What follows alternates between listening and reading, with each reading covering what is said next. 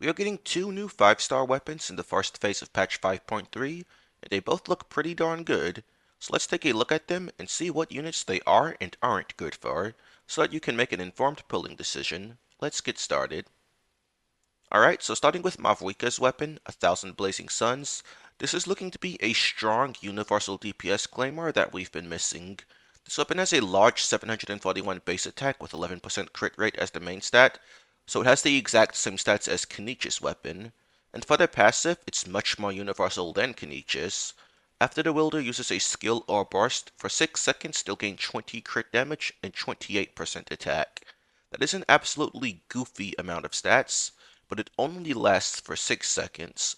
However, the duration can be extended by up to another 6 seconds if the wielder does elemental damage with their normal and charged attacks, so such units will get full uptime on it. And there's more. If the wielder is in Nightsil Blessing, the crit damage buff becomes 35% and the attack becomes 49%, so it's going to be insane on any natlan claimer DPS, of which we currently have two. So, who is Thousand Blazing Suns good on? Since the weapon is intended for Mavuika, it's naturally her best weapon, and by a pretty large margin. The next closest options would be Beacon if you can reliably get and keep 2 stacks, Verdict if you have a Geo on the team for the passive, or Serpent Spine if you can maintain all 5 stacks. But those are all conditional and still pretty far behind, so if you're intending to main Mavuika, 1000 Blazing Suns is going to be a great investment. Although keep in mind, if you do have one of those other weapon options that are meeting their correct conditions, you'll likely see a bigger increase getting Mavuika C1 and C2 before the weapon. And since Kenich is a natlan claimer DPS as well, he can get the full crit damage and attack buff from the weapon. However, he doesn't deal normal or charged attack damage, so the buff will only last about half his fill time. While the buff is up, it's about equal to his own weapon, Fang of the Mountain King, but because you don't get great uptime on it, it's overall about 11% behind, and about equal to an R5 Serpent Spine if you can maintain its stacks. But if you're not using Toma with Kenich, then you're pretty much never going to have any Serpent Spine stacks up due to the self-burning damage. And Kenich now wants Pyro Traveler or Mavuika instead of Toma, so 1000 Blazing Suns will be way better, and will be his second best weapon. This weapon should also be great on the two Pyro Plunge DPS, Diluc and Jamal. Weapons compare relative to each other the exact same on these two units, so I'm just showing the numbers for Jamal here, as the results would essentially be the exact same for Diluc. Now, in order to get full uptime on this weapon for these two, you will need to occasionally weave in a normal attack between plunges, which could possibly mess up Vaporize. Assuming that you can get full uptime on it without disrupting Vapes, this is a huge increase, about 15 to 20% ahead of the next best options. However, if normal attacks would mess up the Vapes and you instead don't do them and just accept getting half uptime on this weapon, it's still at least 11% ahead of the alternatives, so it's absolutely worth getting this if you're a Diluc or Jamal main. You're going to see a big increase. Navia can also use this weapon very well, since she will get full uptime on it. Keep in mind, with the damage numbers in this calc, my Navia weapon calcs are using an outdated team from her release in 4.3, but that won't change how the weapons compare to each other. And 1000 Blazing Suns is basically identical to Verdict on Navia, so if you never got your hands on Verdict, you're in luck with this weapon.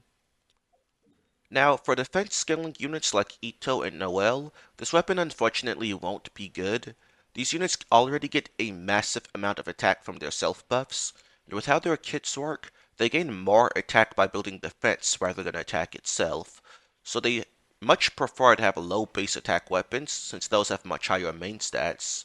The numbers here are Noel's damage, because much like Diluc and Jamal, the way Noel and Ito deal their damage is very identical, so the weapons will rank pretty much the exact same on them. And as we can see, even White Blind is better on them, so if you're looking for a 5-star weapon for your Ito or Noel, you'll just want to save for Redhorn.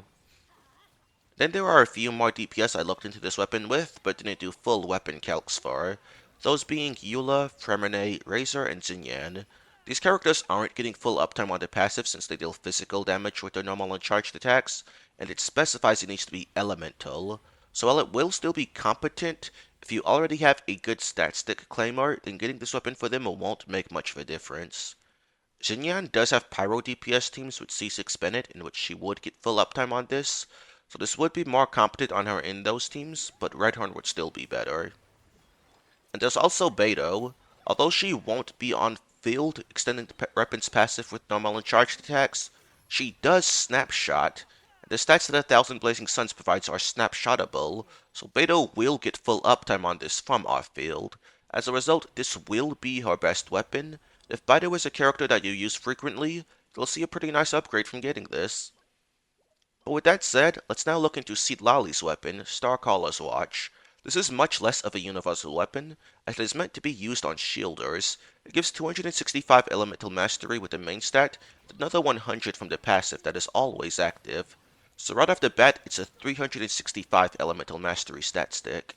And then if the character wielding this weapon creates a shield, for 15 seconds, your active character protected by the shield will gain 28 damage bonus. On attack scaling DPS, the damage bonus is essentially an equivalent buff to Thrilling Tales, but it lasts longer, doesn't require the wielder to be used right after the main DPS, and that the damage bonus will be useful on characters that don't scale with attack as well.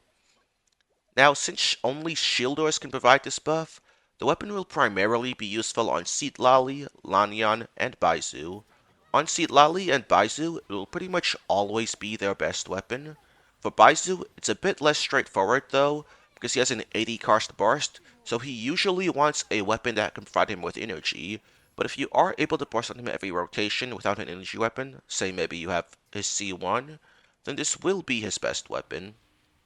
Yanfei can also provide a shield with her C4, but let's be real, nobody uses Yanfei as a shielder in 2024.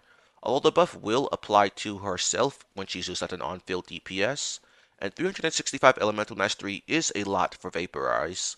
I don't have DPS Yanfei calcs to compare weapons on her with, but 365 elemental mastery and 28 damage bonus, there's no reason why this wouldn't be a strong weapon option for her.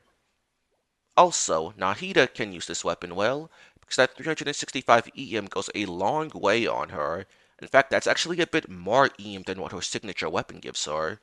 It doesn't give the 40 EM buff to the rest of your team that Thousand Floating Dream does, but that's a very small buff anyway, so you're not missing out on much. This weapon can also be used on Mualani since it gives a lot of EM and she vaporizes all of her damage.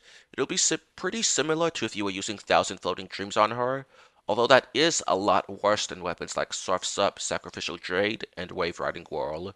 The exact, the exact difference between these weapons will vary depending on the exact team, but those three will always be her best weapons.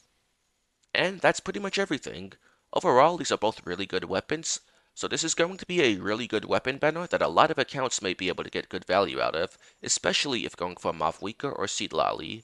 If you liked today's video, please be sure to give a like and subscribe and comment your thoughts below. Also, feel free to join my Discord, link in the pinned comment. Thanks and goodbye.